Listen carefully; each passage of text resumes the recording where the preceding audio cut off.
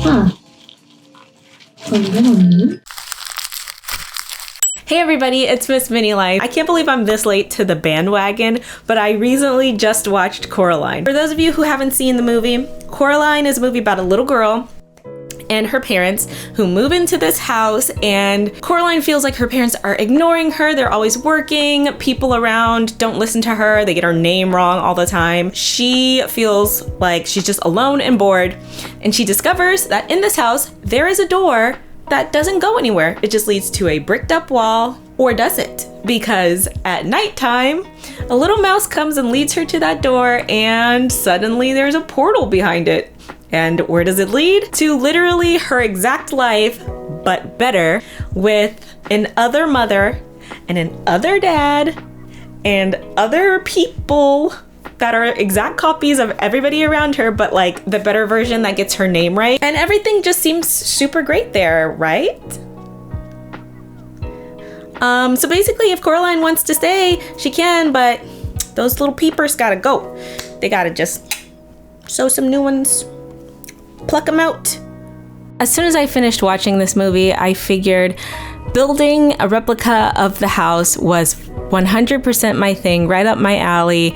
But then the more I thought about it, the more I realized I want to get out of my comfort zone and start doing some builds that are a little bit different on this channel. So I decided to make a tiny doll of me with button eyes to watch me sleep and creep me out at night. I've seen a few other creators do this as I was looking around YouTube, and it looks like it's going to be a lot of fun, so I'm really excited.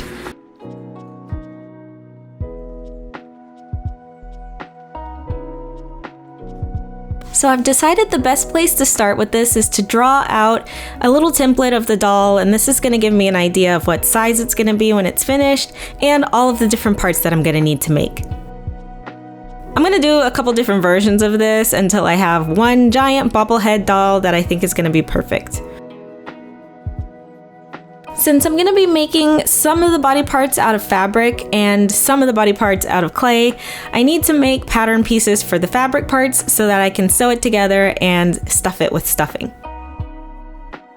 I'm tracing over the template that I created with the doll laying down flat, and then I'm adding a little bit, about 1/4 of an inch, to most of the pieces around the edges, and that's going to give me a seam allowance so that I can sew these pieces together. I'm making a pattern piece for her torso, her arms above the elbow, and her legs above the knee. If you want to get your hands on these exact pattern pieces, I'll have them on my Patreon, and I'll put a link to that in the description box. I'm also just marking out how many of each piece I need so that I don't do anything crazy and get confused later on when I'm actually cutting everything out. The paper that I'm using here to make the patterns is parchment paper from the kitchen, and it's just transparent enough for me to see the template underneath, and I needed really big sheets, so this is better than tracing paper. Now I'm tracing over the template to make the different pieces of the outfit the doll's gonna wear, and I'm giving her a shirt just like my shirt and some black stretch pants. I'm gonna try and make it look as similar to my outfit as possible because I think that's really what's gonna sell, that this is a tiny doll version of myself. I've assembled all of the pattern pieces, and now it's time to go try and find some fabric. We need fabric for the body, and we need some for the shirt and the pants. I don't expect to find exactly the same fabric, but we'll see how close we can get.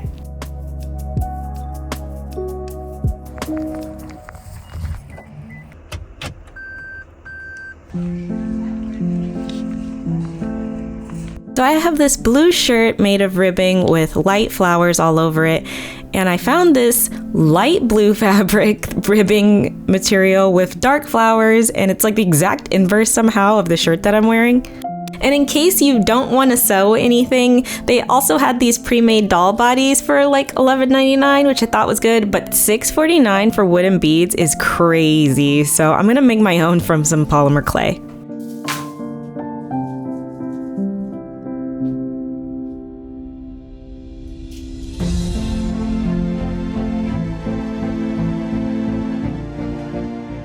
I'm attaching the pattern pieces and then cutting them out of the fabric for the body, and I'm also going to go ahead and cut out the pattern pieces for the shirt and the pants.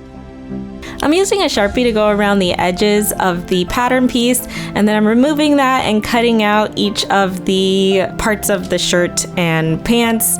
You don't have to do it this way. Honestly, I probably should have pinned it or transferred the pattern pieces using like transfer paper specifically for sewing, but I didn't do that.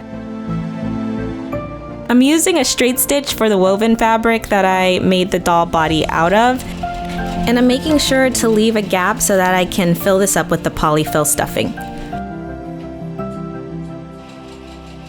I'm also using pinking shears around the edges to make sure the fabric doesn't fray. Pinking shears are these zigzag scissors that I'm cutting around the edges with, and that's just gonna keep it from unraveling inside of the doll. I'm stuffing it with stuffing, and then I'm switching to a ballpoint needle because it's better for stretchy fabrics. Another thing that I needed to change because I was working with knit fabrics was the stitch. The straight stitch wasn't gonna work for these fabrics because it'll just break when you actually stretch the fabric out to try and put it on the doll or your body or whatever. So I got to try out some stitches that I've never actually had a reason to try before, like the zigzag stitch and the over edge stitch, which I think worked the best. My shirt has a neckline decoration that are some shell patterns, so I tried to put those onto the tiny shirt. And also I have a weird rolled lettuce hem at the bottom that's really frilly and cute, and I did that to the shirt too. My version is a little wonky, but still. I took some of that parchment paper that I used to make patterns out of earlier and scrunched it up into a ball, and then I covered that with some tin foil, and now I'm covering it with polymer clay, and these are some leftover colors of polymer clay that I just had laying around. They're a mix of different brands like Sculpey and Fimo, but I needed to use it up and get rid of it, although this ended up looking like planet Earth for some reason. I sculpted the legs and the arms out of tin foil and covered those with more leftover clay, clearly a different color. I poked a hole in the top of the arms and the top of the legs with a sewing needle so that I could bake it with a hole already made for later when I'm gonna stitch everything together.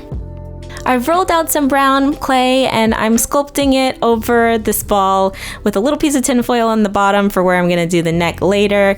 And then I've marked out the space for the eyes with some buttons that I already baked. And I don't have enough polymer clay to continue in this brown color, but it's okay because I'm gonna paint over everything later anyway. And then I'm making the lips and the cheeks and moving on.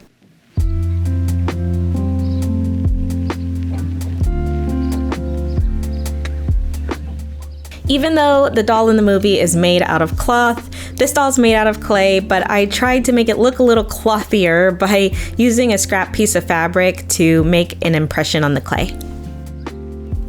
I saw a porcelain doll's head and neck and shoulders, and it had all of these holes in it where it was stitched on to a fabric cloth body.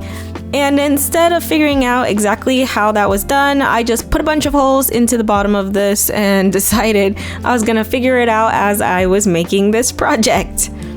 I sprayed a messy layer of primer all over the doll's clay body parts, and then I painted over everything with brown acrylic paint. And then I gave it a glossy varnish just because I like the look of it. I'm attaching each of the legs and arms with a needle and black thread using hand stitches, and then I sewed on the beads that I made to be the joints for the arms and the legs. Although in the movie they made it clear that pink buttons for eyes are okay, black is traditional, so I painted the buttons black, and I'm gonna attach them at the very last step. Here's how the doll's looking so far, but she needs some makeup, so I'm just using some gouache paint and I'm patting it onto her cheeks and her nose for some blush, and then I did a little bit of shadow under her eyes, and I'm painting some black acrylic paint onto her head to mark out where her braids are gonna be. I'm using some yarn that I am detangling and then braiding together to be the individual braids that I'm gonna glue to her head.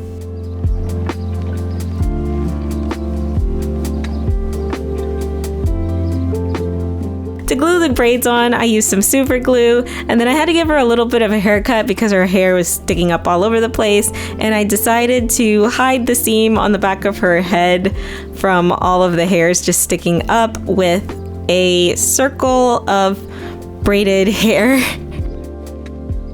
And I almost always wear my hair half up in a ponytail, so I'm gonna get a rubber band and give her the same hairstyle. So I'm putting on her shirt. I had to do a little bit of tailoring to the shoulders because they were a little too wide, and she was a little bit uncooperative while I was trying to put on the pants. The reason I went with a doll that has beads for joints is so that I would be able to pose her in different poses, and she would have a lot more range of motion than if the entire doll was just sewn together. And that's definitely one of my favorite things about the doll. So now I am adding on her button eyes as the final step and she's all ready to go. I just added those with some super glue, and now the doll is complete. Coraline is gifted a doll that looks exactly like her in the beginning of the movie, and if you want to find out what's going on with that doll, you'll just have to go pick up a copy of the movie and see for yourself. But I'm really happy with how this doll turned out, especially her shirt, because I was not expecting to find fabric that looked anything like mine.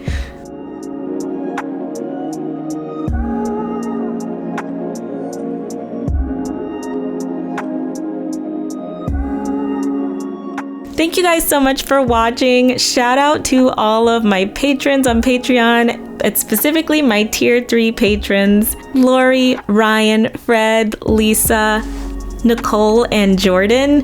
Thank you guys. That's it from me for this video, and I appreciate you watching. If you like the video, give it a thumbs up and subscribe to see more. Bye.